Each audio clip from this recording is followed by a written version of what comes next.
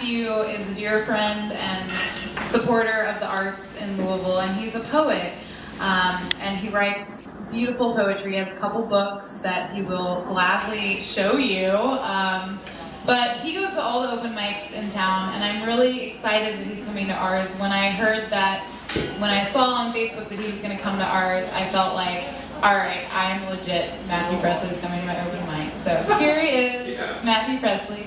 Yeah! Woo! Yes! Woo! Thanks, Emily.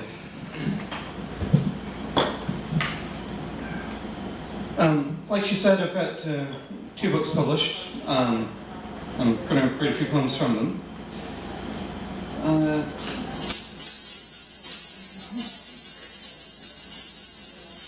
Thank you, Pete. Let's see, what kind of mood are you all in?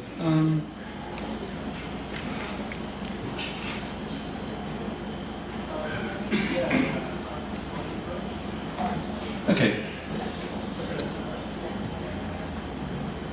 This is one that I like to call Diamond. It is often said that we should view ourselves and each other as diamonds in the rough. Through troubled times and unimaginable pressures, we become made of tougher stuff. But I never said that I wanted to have a diamond heart. Diamonds are sparkling, dazzling, and beautiful, don't get me wrong. But think about it. Would you really want to have a heart made of the hardest substance on earth? A hard heart cannot beat, cannot open, cannot allow blood, life, nor love to flow. Hearts are supposed to be kind, sensitive, and gentle, with a rhythmic cadence all their own. Some say the challenge is to brave the pressures of life and become a diamond, but I don't think so. I believe the challenge is to brave the pressures of life and remain the softest heart the world has ever known. Woo! Yes! Woo! Thank you.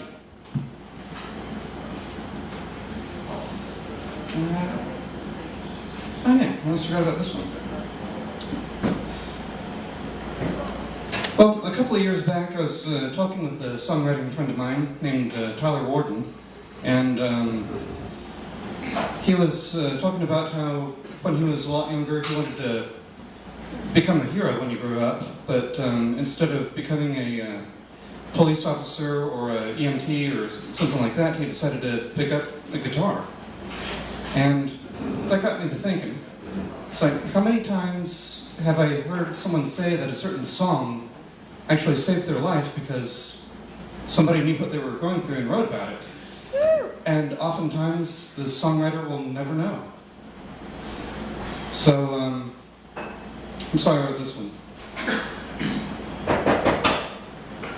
If you have ever helped someone smile during a time of tears, if you have ever turned on a light to dispel a child's fears, if you have ever extended a hand of friendship beyond the veil of difference, if you have ever written a letter in order to help bridge a distance, if you have ever lifted a finger in order to point the way, if you have ever encouraged hope through the words that you choose to sing and or say,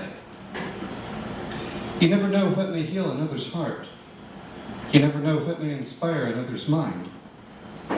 Yet, if you look within your own imperfect heart and share the goodness there, you just might find, yes, you are only human, like everyone else, that's true. But also, there exists a hero inside of each and every single one of you. Woo!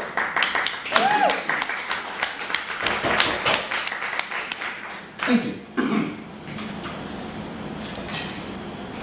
So, let's see. How to segue?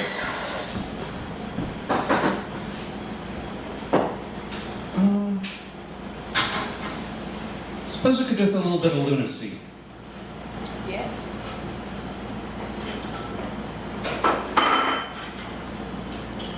There we go.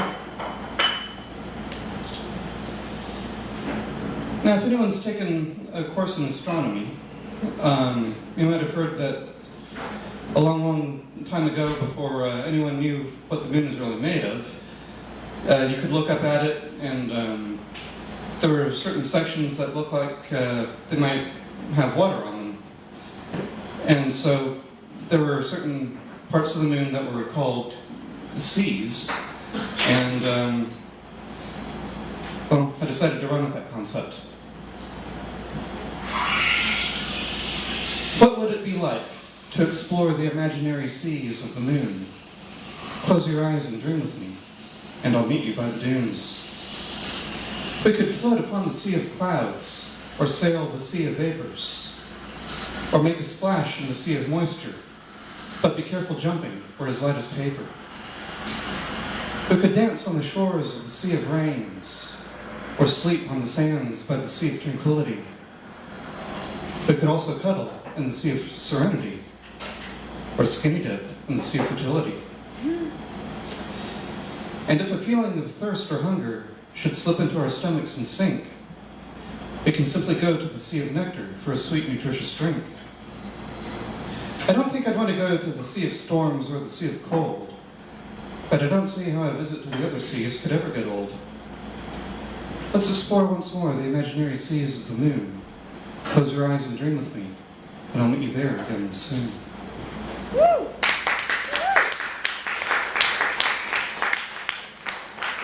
Thank you. And so this book is called Seasoned with Sentiment and Silliness. It's got a lot of poems about several of the open mics that I've gone to, and notes about what inspired many of the poems. And it also includes a little bit of nonsense. Let's see, page 57.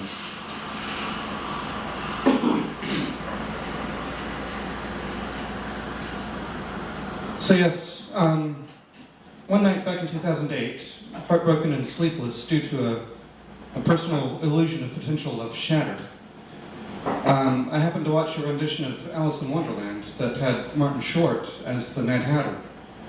And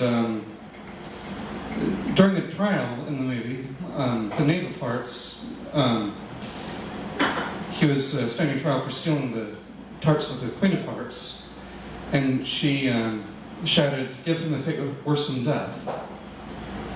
No, I got that backwards. "Give him a death worse than fate." And after the movie, I decided that perhaps a bit of nonsense would be good for jump-starting my creativity. And this poem came of that. The bell tolled over the well as the sound reflected off a rising bucket of water. A fish grew wings and flapped in the sky, thus confusing an otter. In this day, we read the movies and watch the books, listen to pictures and gobble the hooks, using a pencil, drawing lines in the sand, oblivious of this hour we have in our command.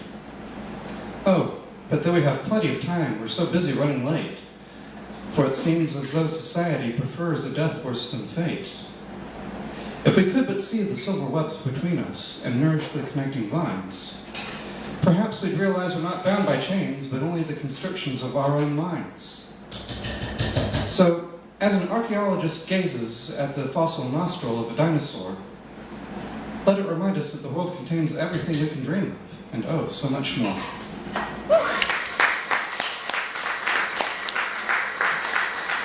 Thank you. And if you like anything that you heard, you can take one of these books home with you for either $12 or $14. Just come see me. Thank you.